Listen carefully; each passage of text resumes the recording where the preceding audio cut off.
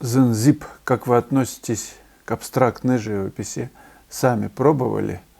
Я обожаю работы Марка Ротко и работы множества современных малоизвестных абстракционистов, которых я нашел в Инстаграме. Такая живопись мне напоминает бессюжетную музыку, непонятно о чем, но бесконечно прекрасна.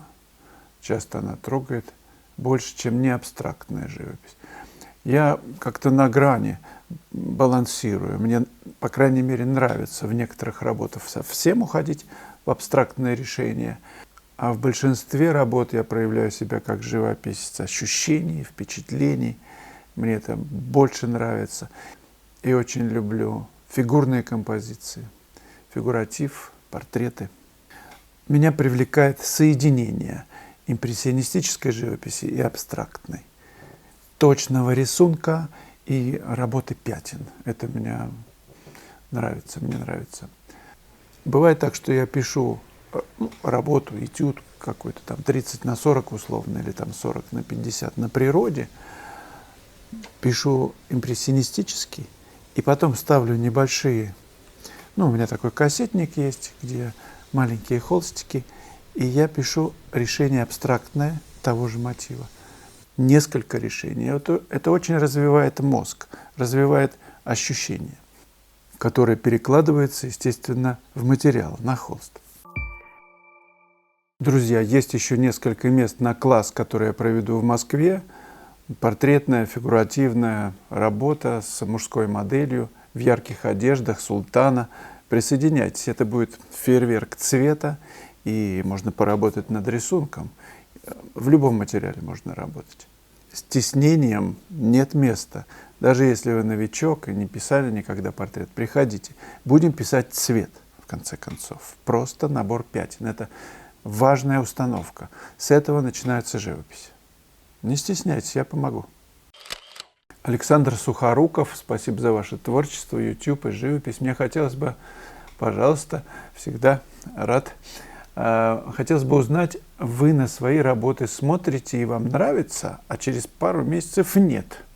Не появляется ли желание перелопатить эту работу? Лично у меня так всегда, но менять что-то страшно. А чего бояться-то? Конечно, перелопачиваю. И не то, что пару месяцев, а бывает несколько лет стоит работа. Настаивается, как коньяк. Должен настояться. Тогда он крепче забирает. Как после вчерашнего, как вчера. Куда деваться? Мы меняемся, растет мастерство, и мы начинаем видеть какие-то несовершенства в работе. Это естественный ход вещей, мне кажется. Оставлять ее такой, какой она несовершенная есть, тебе же самому будет неприятно на нее смотреть, если она будет висеть у тебя. А дома на стене или, не дай бог, на выставке, ты ж туда не сможешь смотреть, видя свои. Хочется же доделать. Врубель приходил в зал, уже на выставке висел демон его, поверженный, летящий. Он дописывал, уже народ ходил.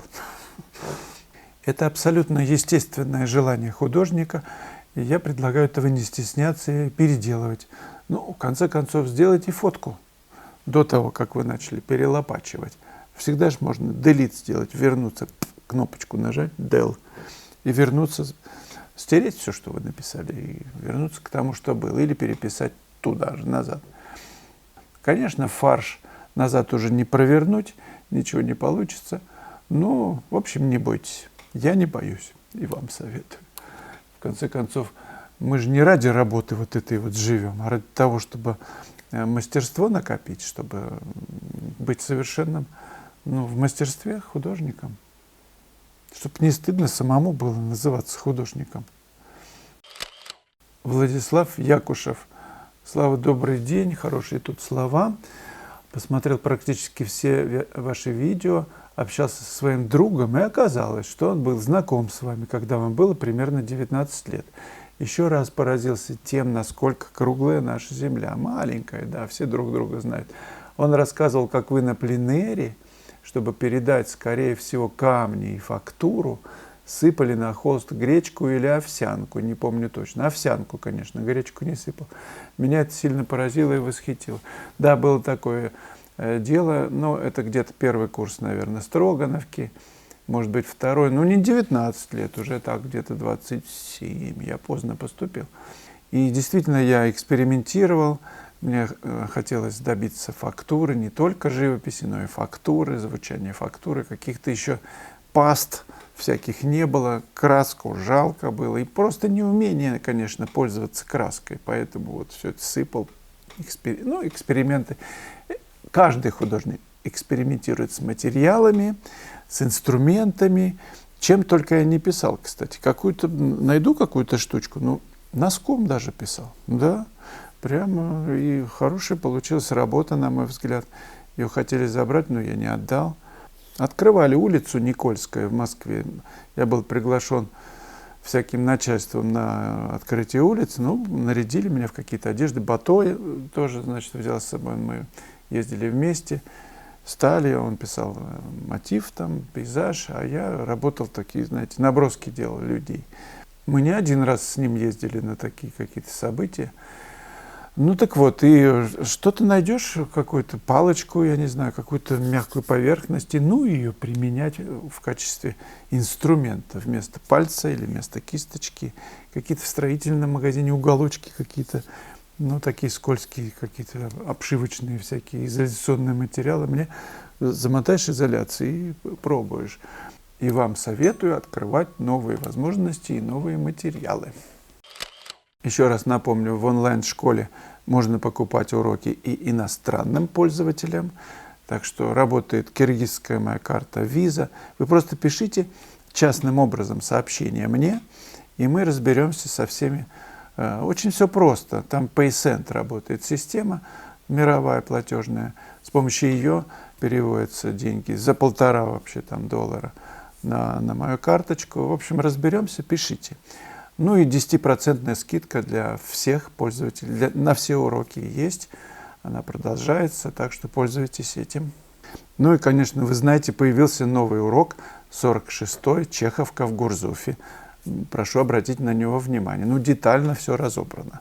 И он очень такой дизайнерский, интересный с точки зрения декоративности и композиции, решения в холсте вот этого мотива с улочкой Чеховкой, всеми любимой художниками. Приезжает, наверное, со всей страны в это именно место пописать на Чеховке в Гурзуфе. В этой работе мягкое рассеянное освещение, она очень ценна работой над тонкими отношениями. Игорь Творогов. Вячеслав, так если так все было круто по продажам, то в чем причина такого длительного времени отсутствия в живописи? Ведь 15 лет работая дворником, это же у вас что-то должно было произойти ужасное. Или с вами лично, или с очень близкими, и, возможно, даже родными людьми.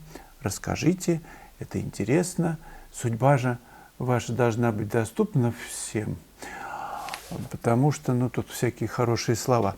Вы знаете, Игорь, 15 лет я не работал дворником. Я работал 4 года. Да жить было негде, в общем-то. И какая-то строительная московская. В общем, компания предоставила жилье в общаге. Такое, знаете, малосемейка типа квартиру. Я работал сначала художником, какие-то стенды рисовал. Потом, не надо им больше было стендов, назначили меня, предложили вахтером. У меня проходили все в это общежитие. Им это очень не понравилось и предложили дворником. Ничего, утром дворничал, потом писал картины, развозил по выставкам, в галерее. Все было в порядке, начал нормально зарабатывать, уже расстался с всей этой ерундой. Я надеялся, что мне там дадут жилье. В общем, это не получилось, и в итоге я снял жилье и уже потом снимал в Строгино. Я уже довольно-таки много раз рассказывал об этом и в каких-то интервью. Говорил, что 15 лет – это время, когда мне очень стало не очень стало комфортно в этом материале холста. Я проживал на уровне эскизов всю эту историю. Это фактически неумение. А когда начинал писать большую работу, я я чувствовал себя неуверенно или чувствовал себя исполнителем эскизов. Ну и параллельно делал фильмы, делал документальные фильмы, очень много. И у меня студия своя образовалась, я ездил в разные страны и делал документальное кино. Мне это увлекло, потому что в монтаже, в каждом кадре, в монтаже, в съемках я жил тотально. Вот это мне... Я просто слушал себя, вот где мне комфортно. И постепенно насыщал эти свои документальные работы своими живописными какими-то там вставками. И постепенно я заметил, что мне опять стало комфортно вот в кадре холста.